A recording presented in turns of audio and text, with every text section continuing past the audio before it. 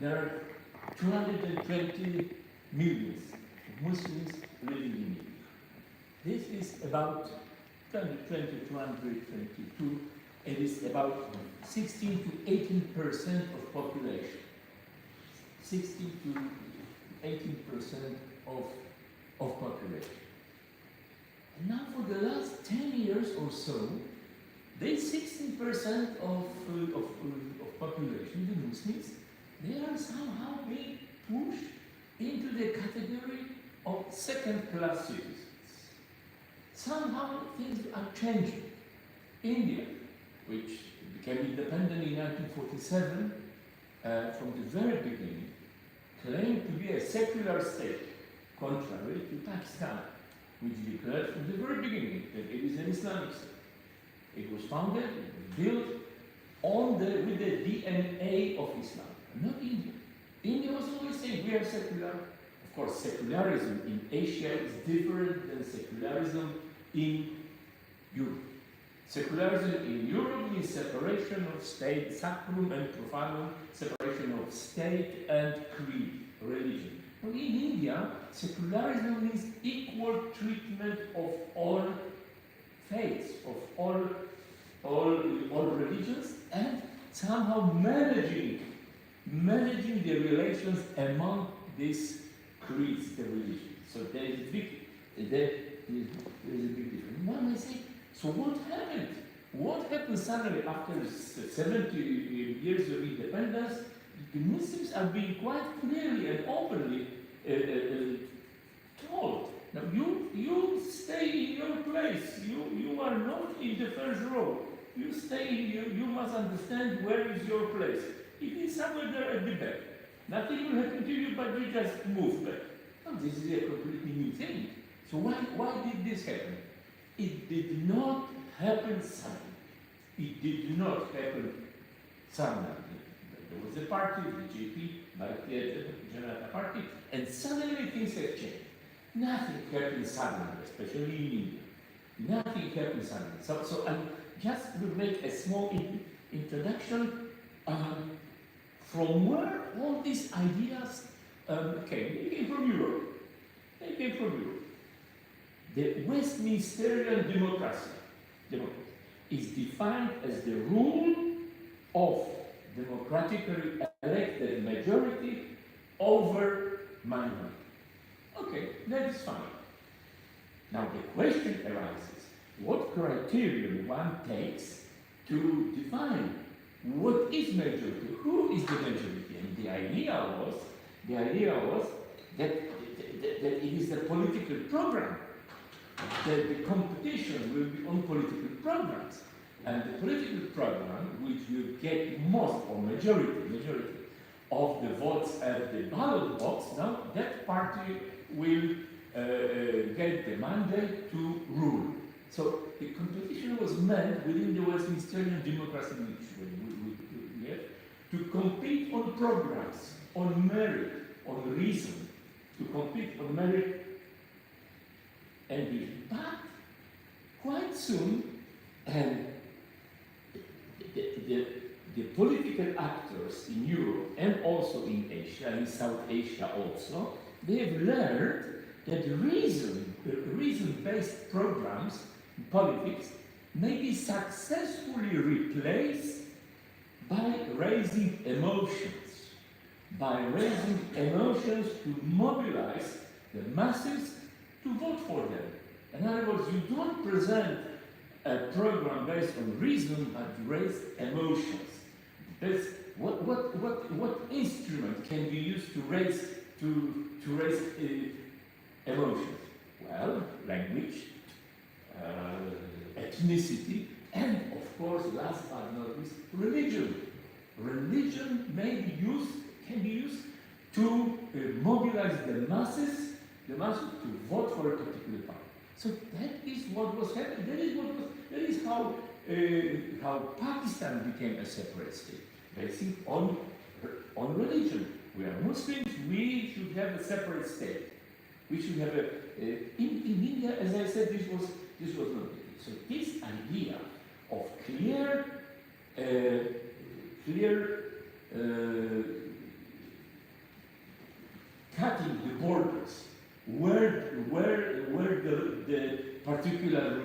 starts and when it ends. Now this comes from European history in 1554, the Treaty of Augsburg, and later on confirmed in 1646, the two treaties of Westphalia. They have ruled, they put a clear relation between the ruler and the subject in Maastricht. There was a principle, caius regio, eius religio. Who is the religion of the ruler, prince, king, something? The religion of the ruler is the religion of the people, of the subject, the people who live in his state. If they have other religion, well, bye, go to other state.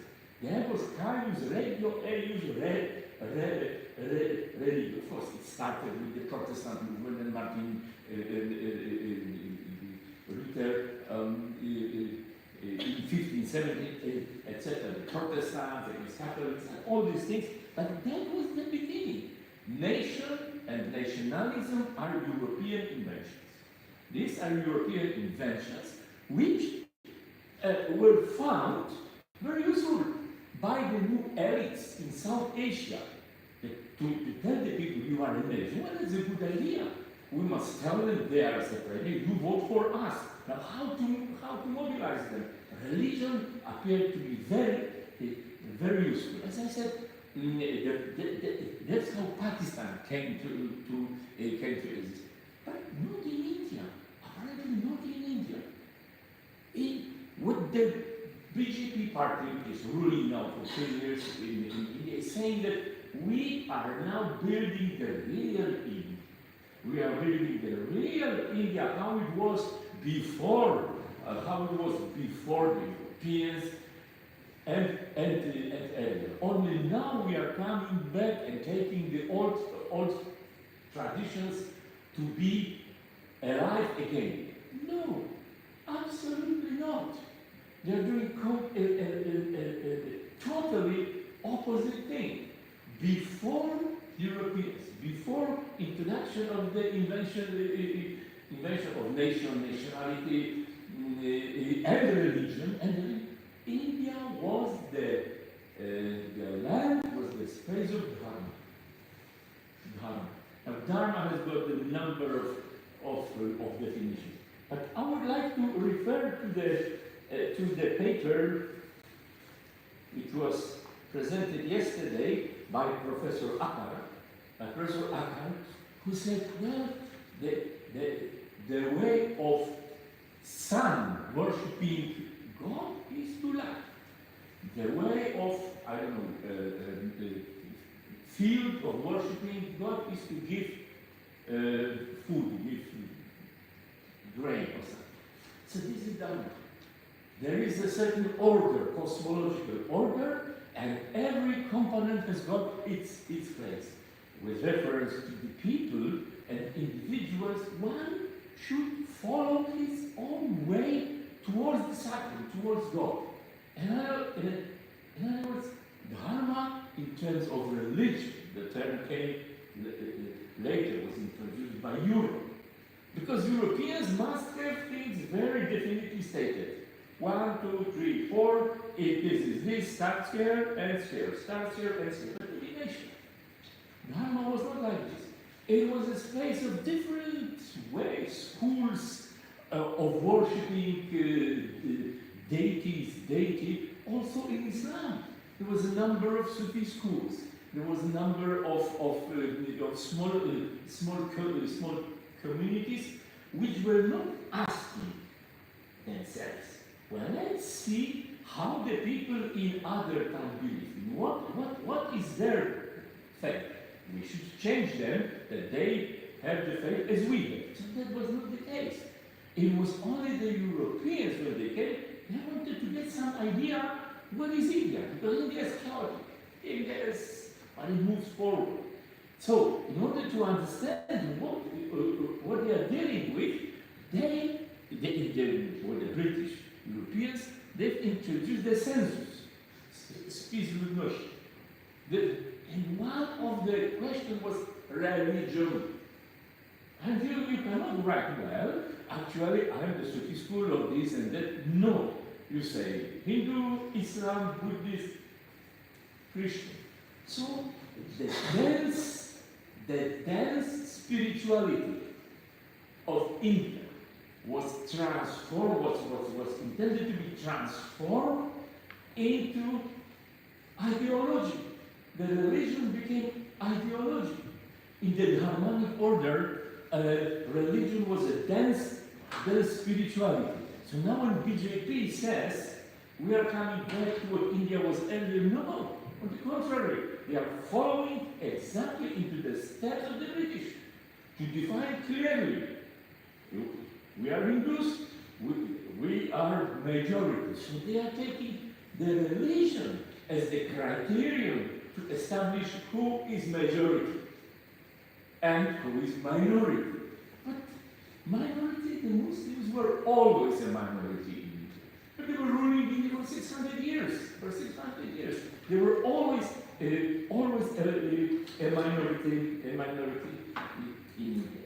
So when you take the religion as a criterion to establish majority during the democratic election, you are making a mockery out of democracy. A mockery, taki żart. You are making a mockery out of you are not saying, you are not even saying Caius Regio, Eius Religio, that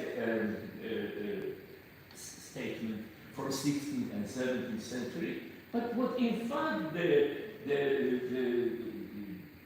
BJP is saying and promoting is Caius Religio, Eius Regio, means who has the majority of religion, you must have power. So it is a mockery of democracy. In Europe, there was if the prince is a Catholic, right, all the people have to be Catholic. Protestants, go to the place where the prince is Protestant. But what the BJP is saying now is Caius Religio. If the majority of religion, particular religion, you are a majority, of course. In that case, you must rule. In that case, this has nothing to do with the Dharmani pre-European order. So this was just to say how things can be viewed at. Now, BJP is a very new party. It was established by Bharatiya Janata Party, established in 1982. What is 82? In terms of India, it is like this. The time of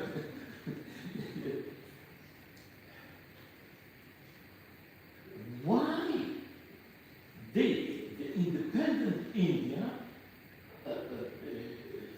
started to be ruled by a party, Congress party, which promoted secularism and which promoted Indian nationalism. Indian nationalism is not Hindu nationalism. It is Indian. It is the Jacobean nationalism based on the concept of citizen. You are a citizen. I'm not asking you about religion. That is of no interest to me. Citizens of India. But isn't it strange that this exotic in India, European invention, became the concept that started to rule independent India? After all, there were many organizations in the 19th century promoting the memory and promoting the heritage of culture and civilization of India. Brahmo Samaj, Arya Samaj. There was the movement of protecting cows, very important movement. At that time, movement of protection. So there were many Ayurveda movement. I'm talking about 19th century. So there were many organizations promoting themselves as the patrons, as the protectors of the heritage of India. But they did not get the power. Why? In the 20s of 20th century, when the political life in India started to grow, there were parties, etc., there was one organization established in 1925, This organization has a very good position here now. In 1925, the name of the organization was RSS, Rashtriya Swayamsevak Sangh. And it was established upon and on the basis of glorification of Italian fascism, glorification of Mussolini, Italian fascism. This was the way followed. I will not go into details how they organized. In other words, it was a fascist organization. This organization exists till now. And different parties that were coming out of RSS were meant to be the face, the ideological and political face of RSS, acceptable to the electorate in India. The fascist RSS realized that their program, if they put it forward, we are like this, people will not go for this. But if you present a face acceptable to electorate, there is a big chance. So RSS functioned, but the organization which came out of the fascist group like RSS were absolutely not acceptable in the 30s or 40s especially to the British to take power from them after India becomes independent. After all, England has just finished the war with fascism. So that's when the Congress Party came. And even more, the former member of the RSS, one Mr. Naturam Godse, in January 1948, he killed Gandhi.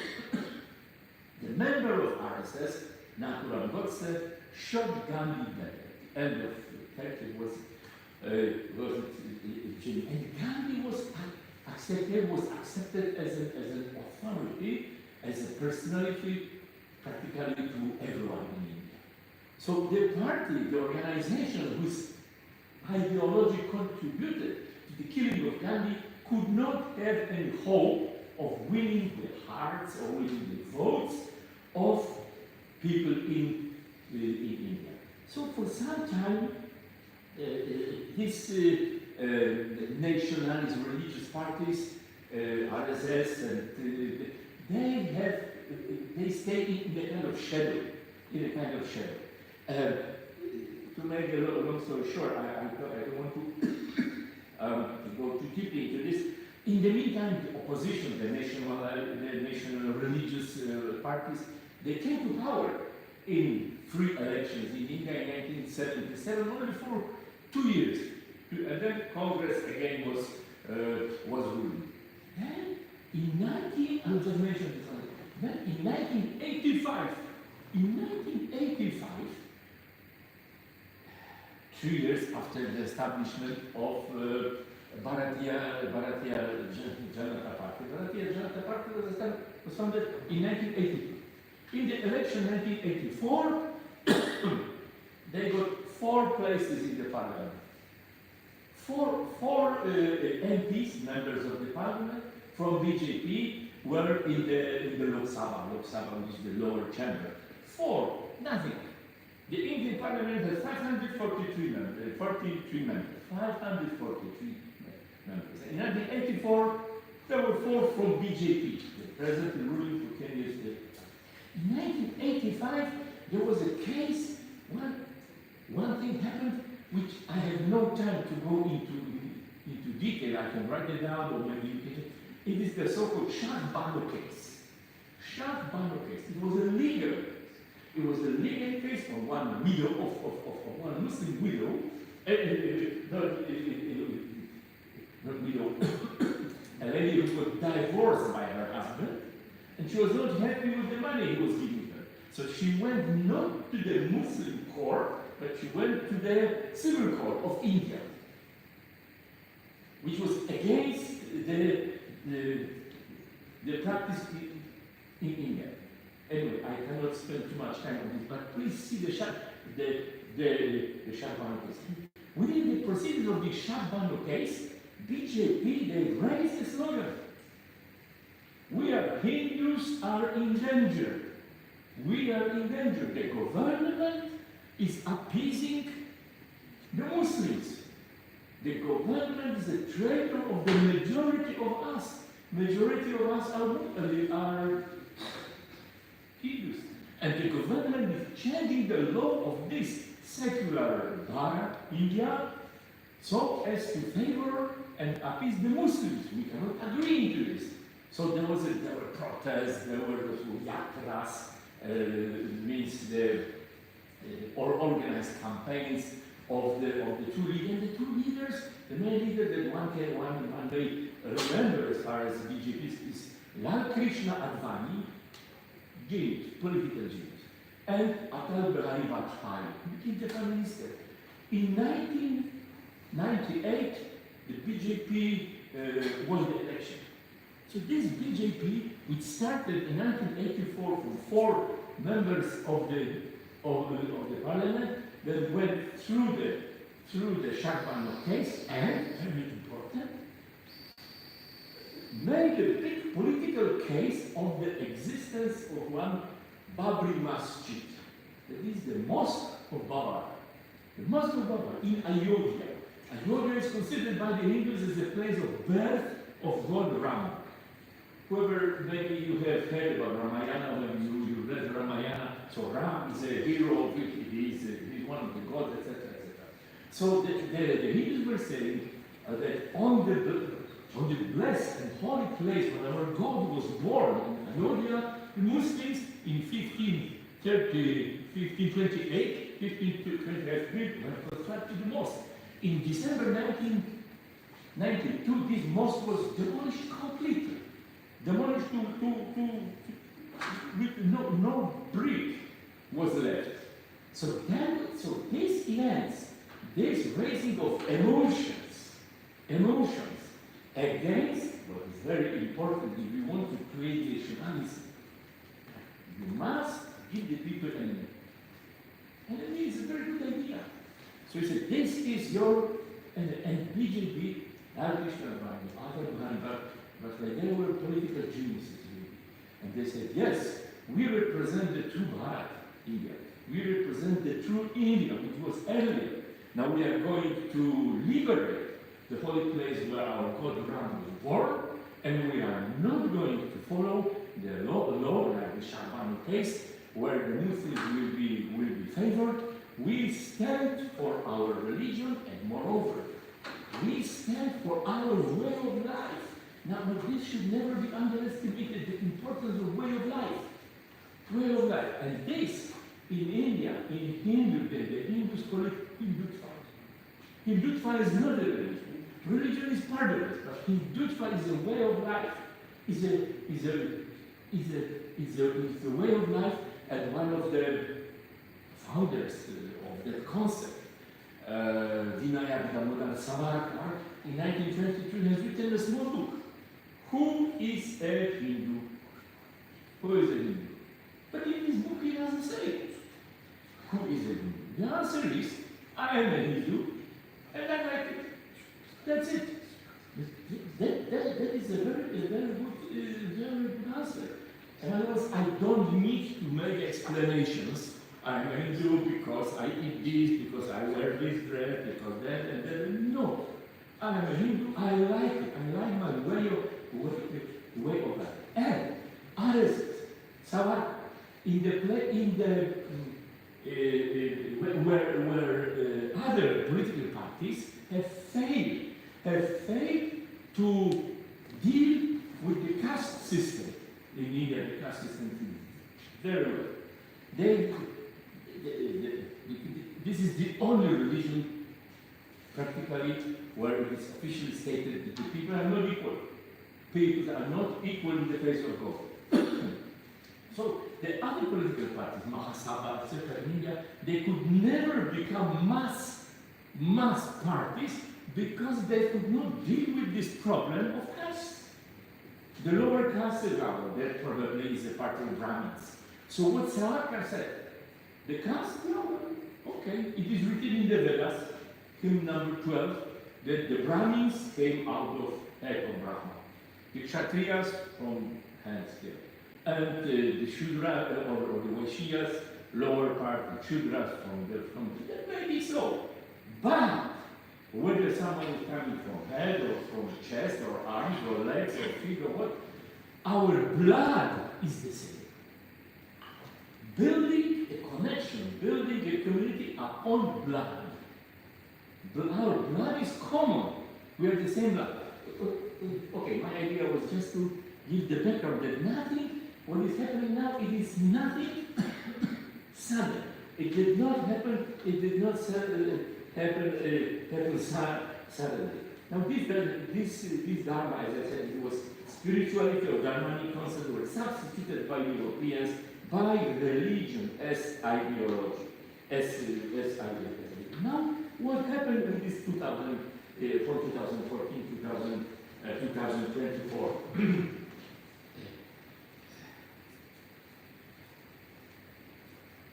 Muslims were always a minority in India.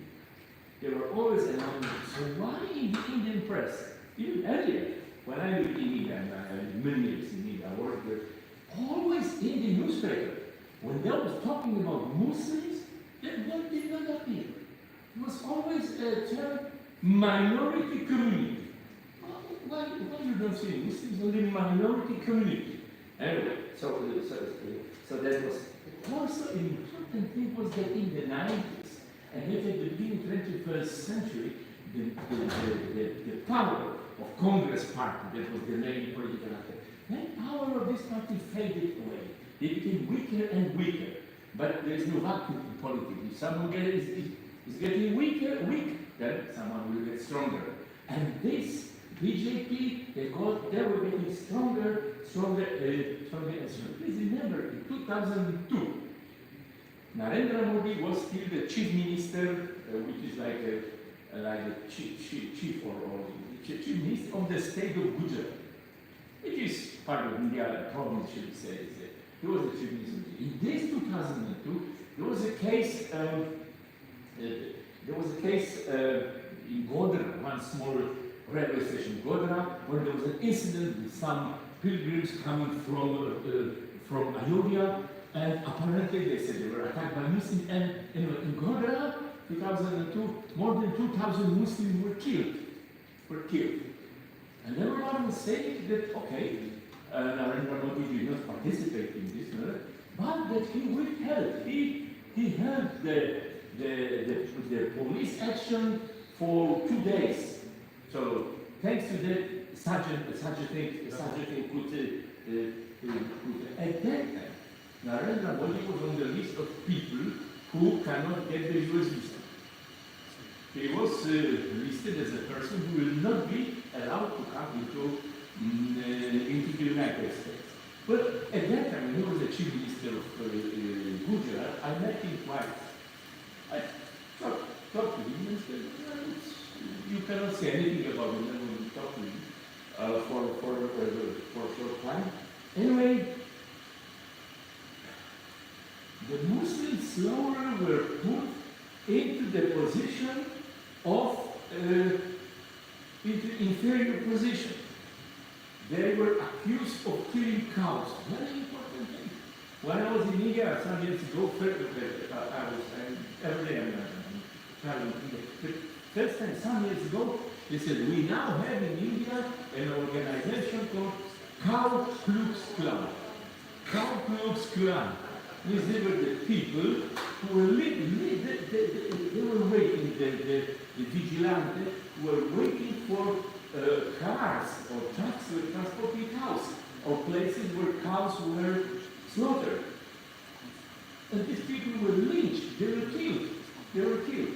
So these things were happening, and Muslims were called the others who have more children.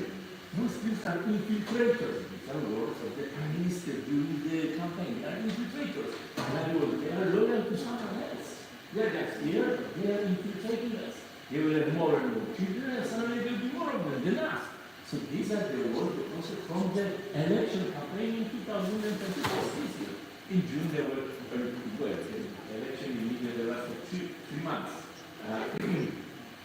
So what is happening? What has happened? It's not just that the BJP is against Muslims and all the other parties say, yes, we support Muslims, no, we should not do this.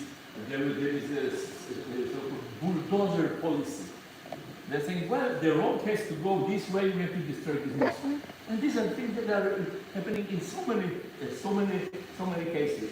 Now, there is an atmosphere of suspicion and distance evolving into hate against Muslims all over India.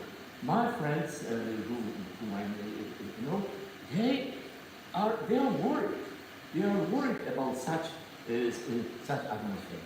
Needless to say, after the election, which the BJP has won, but they did not get the majority to allow them to rule just by one party. They had to take two parties to rule. But the opposition party, they presume that we do not have to be very thankful to the Muslims because they have to vote for us anyway. They have no choice. They will not vote for BJP. They must vote. They must vote for us. So, after the election, the opposition parties did not mention even once the word Muslims in their vote of thanks, in thanking the communities, the people who were voting for them. The word Muslim was not mentioned. Not even one. Was not mentioned. Why? Because these opposition parties, they were scared that they will be pointed out as pro-Muslims and that the middle class of the Hindu majority, again, they will be alienated and they will turn against this opposition party. But you see, we must not see the Muslims in India as a monolith.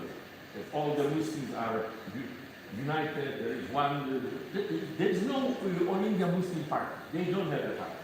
But Muslims in India do not form any religious monolith, let alone a political one. They are divided into sub-communities somehow resembling a little bit the caste system. Of course, there are no castes in Islam, but the groups are very hermetic. We have the Ashrafs, which is a kind of highest group. Then we have Afzal and Ashraf. The first group is a self-declared elite, drawing the origin from the Central Asian ancestors. But the remaining two groups, the lower groups, they are subject to infiltration to political activities of BJP in order to split the vote of the Muslims. After all, 210 million. So it is worth doing some work to split that vote. And these two lower groups, they call themselves Pashmanda. Whoever is interested, you can see the Pashmanda, which means those who were left behind by this top group of Ashrafs. So we are Pashmanda. And this organization is the target of BJP political effort to split the Muslim voice. There is one difference. In the statements after the election of parties from South India is a completely different story than Central and North India. When BJP is saying, yes, Muslims were invaders into subcontinent in 14th or 15th century, in the same way, the Hindus, the Aryans, were invaders into India, earlier, and they pushed down south the original inhabitants of India, the Dravidians, the Dravidic people. So anyway, in this statement after the election, South India speaks differently. The Communist Party of India in Kerala and the party in Tamil Nadu, Dravida Munnetra Kazhaga, they clearly mention in their manifesto the Muslims as oppressed community subjected to campaigns of hate. So South is different. It is very interesting. History, I will not go into this. When during the British time, the Dravidians, the South India was protesting and was rebelling against, it was not against the British. They were rebelling against the, I quote, white Brahmins from the north. So this is just to mention.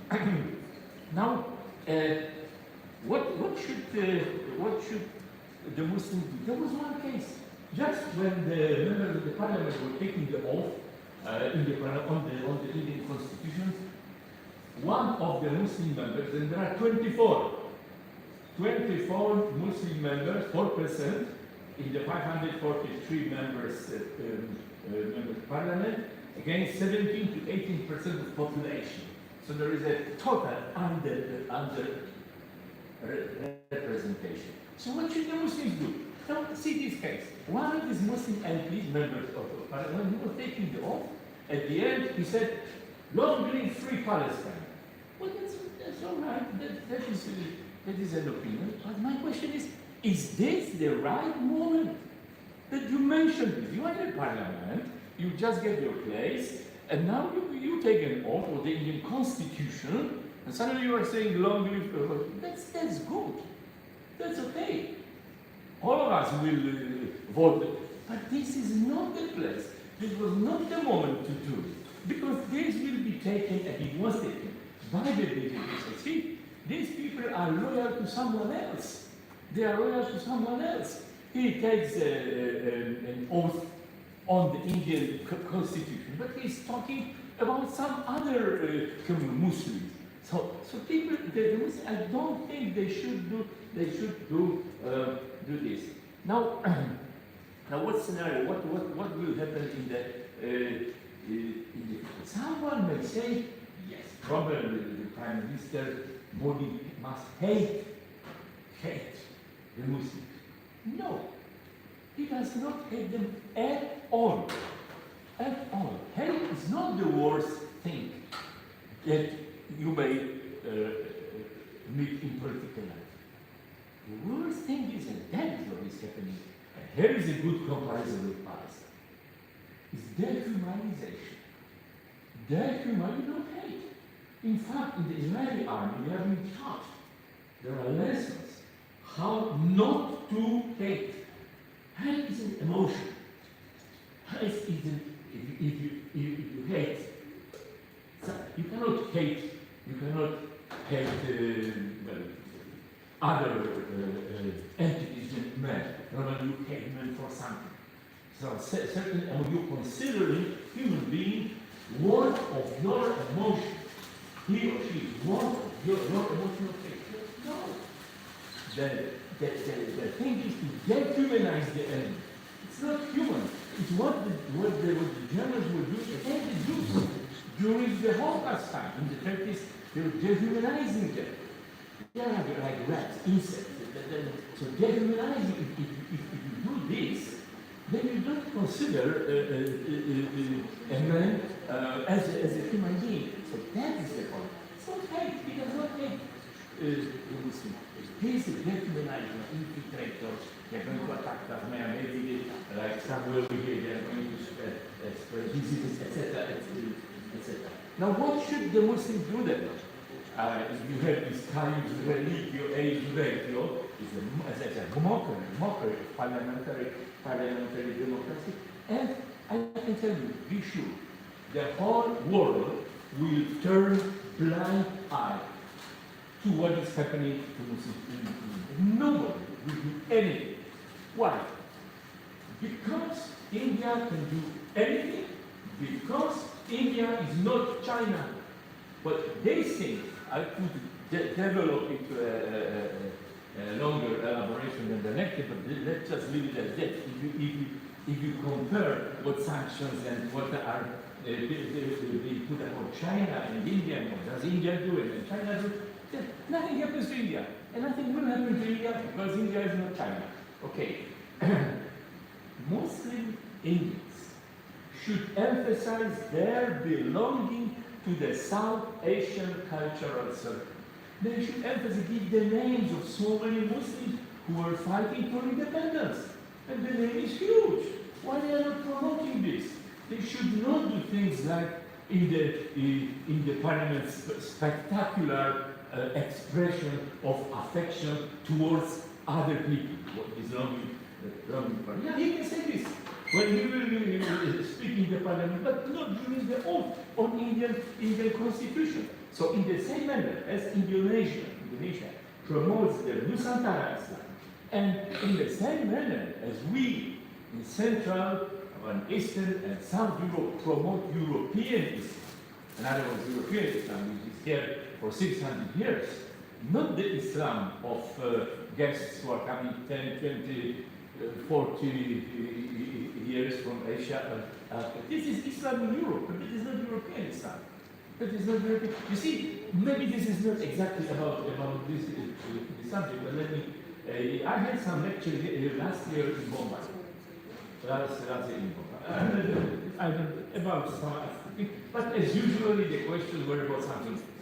So one man can say, how was it that in 2015 Polish Muslims have agreed and Poland did not take any refugees from Syria, from Iraq 2015? How was it? And I said, yeah, that's true. And when we talk about this immigration coming to Europe, what word comes always and what word is emphasized? It is integration. You must integrate. It doesn't mean you must integrate. You must become like me. You change your cultural style. You don't behave like you did in your country for the last 500 years. You change. You must change. You must behave like me and be like me. Then you are integrated. Now, I think this is immoral. This is immoral. You cannot press someone to change his belonging to a cultural circle. Therefore, avoid this and potentially other problems which we can only learn from other countries in Europe. We should help in their countries. In their countries. Because we can integration is forcing people to change their cultural circle. Even if you force in one generation, after 2 generations, there may be different questions. So anyway, my suggestion is that the Muslims, the Muslim Indians, they should promote and put forward the concept of Bharatiya Islam. Bharati, like Indonesia does the Nusantara Islam. Islam is one. Okay, but I'm talking about the cultural circle, how you dress, how you live your daily life, very important thing. So this and the Muslims of India in that way they differ. In the same manner as the Muslims in Indonesia differ from Muslims in South Europe. So that should be answered. The unity of sacrum, of course. There are no 5 Islams, there is one Islam. Okay? But the cultural effects and the cultural environment, well, it's different. We live in different ways. To be a Muslim, it is not a game to dress as Arab. The Arabs are a minority in Islam. They are 23-24%. They are a minority. So culturally, we should remember this. Not in terms of sacrum and the language, no, that apart, that is clear.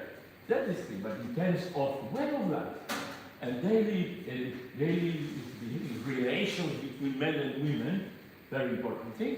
So we should follow our culture in which we were born, raised, and so were our ancestors.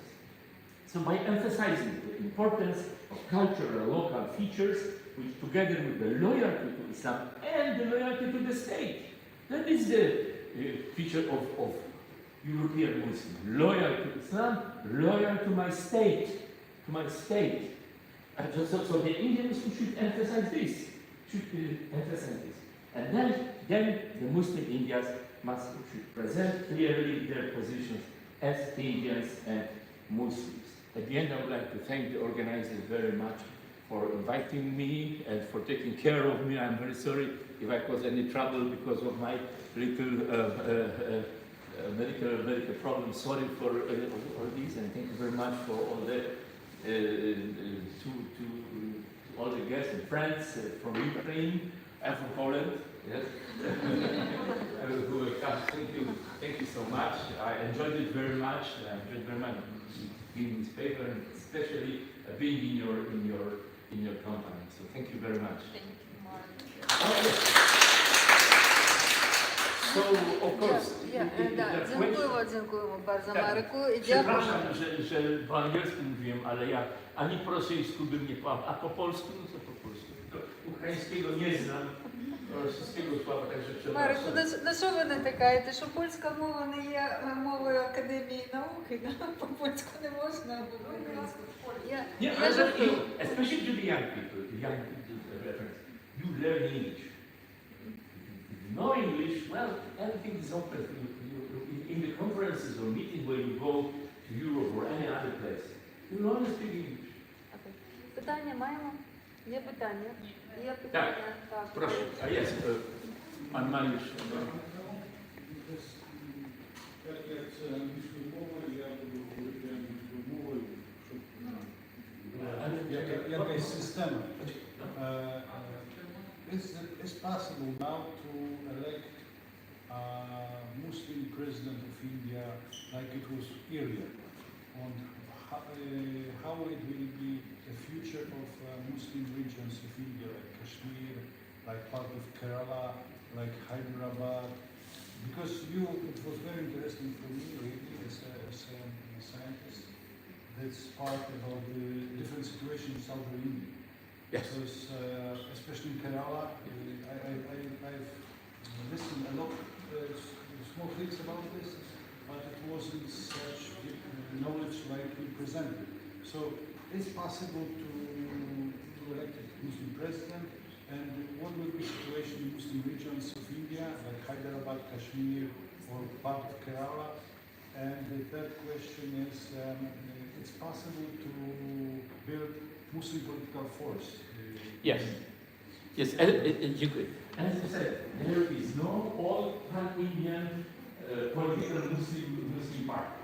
Now, election of the, or selection rather, I should say, selection of Indian president, but as you said, India already has Muslim president.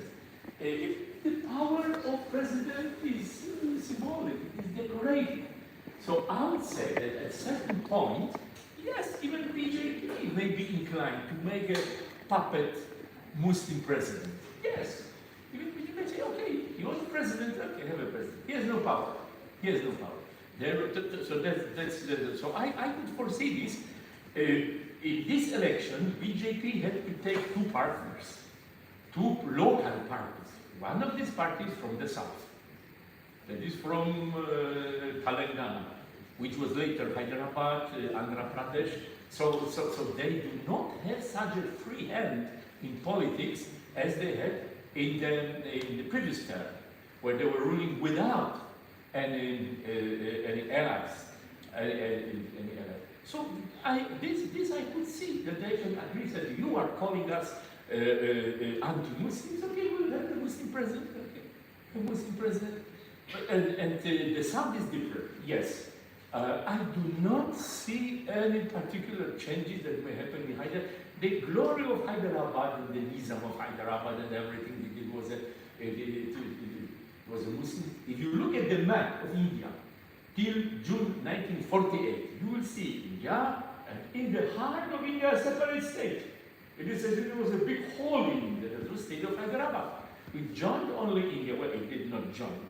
The army went to India and said, you join it. Okay. So in July 1948, it was taken into India. Nothing specific will happen in Kerala or in Hyderabad. By the way, the new Mufti of India is from Kerala. The new Mufti of India is from Kerala, from the south. I could also say one thing. BJP has been often accused of building the Hindu Rashtra.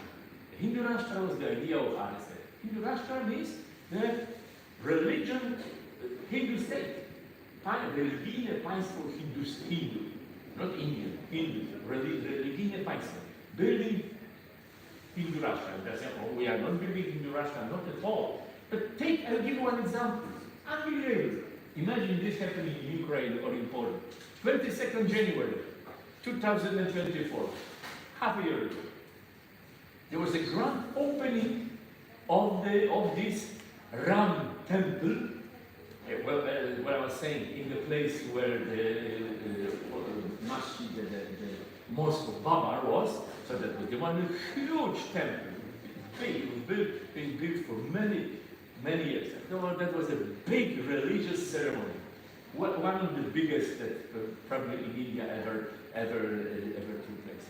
The role of the chief priest, the one who was the chief person to perform all the ceremonies of inviting Lord Rama into the temple, inviting, and the holy men of Hindu, they have figured out that there were only 84 seconds, and in this time only, Lord Ram, God Ram, may be invited. Otherwise, it's good. Probably he will go somewhere else. And so this 84 seconds sounds funny for us. And who was the role of chief priest? Who was performing? I participated in this online, participated in real time and everything. The democratically elected Prime Minister of India was the High Priest. He was performing the most sacred religious duties. But nevertheless, there is a tendency now to avoid this Hindu Rashtra and rather to draw attention of the world to the term civilizational state. For civilization. This is not a new idea. The Chinese do this for the last 30 years. Tiansha. This is the Chinese concept of civilizational state. Now, India, it seems, is also trying to pursue, to promote this term. We are a civilizational state, not a religious state. We are a state of many civilizations. So there will be an attempt to dilute this anti-Muslim politics. But to answer again your question, Magnus, I do not see in the immediate time any changes to take place, except minor methods which will be enforced upon BJP by their political allies, which will be minor. And as I said, nobody wants to stand against the all-India atmosphere, dense atmosphere that Muslims, well, you better don't mention them, better just don't do anything, because the moderate Hindus, they may be against you. So I don't think now, even if the president of India becomes Muslim, it may be possible that will not change, and it will be a decoration. Like Saddam Hussein had, his deputy was Christian. The deputy of Saddam Hussein was Tariq Aziz. Tariq Aziz was a Christian. No problem. So is that okay, Mariusz? Czy to jest odpowiedź dobra? So, tak, proszę, jeśli są jakieś pytania, to bardzo proszę. Proszę? Tak, proszę. Ja? Nie? Богдан? Nie. Дякуємо дуже. Dziękuję, przepraszam jeszcze raz, że po angielsku so there will be more motivation for the young generation. Dziękuję. Дякуємо. За українську